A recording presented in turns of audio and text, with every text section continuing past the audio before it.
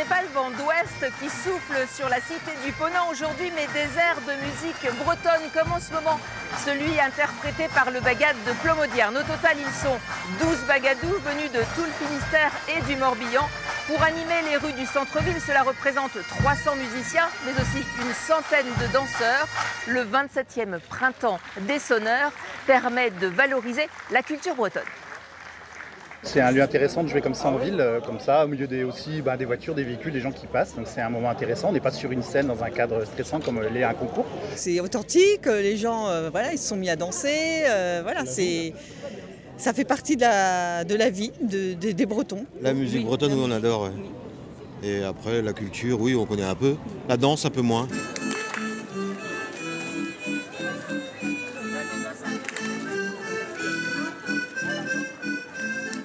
Rendre accessible par la gratuité, mais aussi partager le plaisir de danser ou de jouer de la musique, et puis surtout transmettre cette culture bretonne vivante. Dans la rue de Siam, ici à la place Wilson, on croise de très nombreux jeunes talents.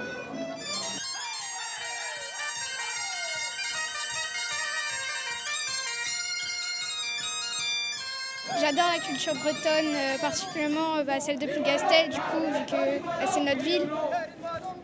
Et puis j'adore ce costume, moi, je le trouve super beau. On a tendance à dire souvent que la musique est la danse bretonne. C'est un truc de vieux, c'est démodé.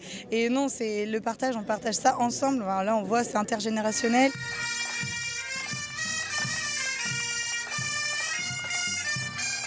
C'est une étape emblématique du printemps des sonneurs, le défilé des bagadous et des cercles sur les Champs-Élysées brestois, le cours d'Ageot. Au fil des éditions, l'événement s'est étoffé, allant jusqu'à rassembler 15 000 spectateurs, c'est-à-dire l'équivalent du stade Francis Leblay.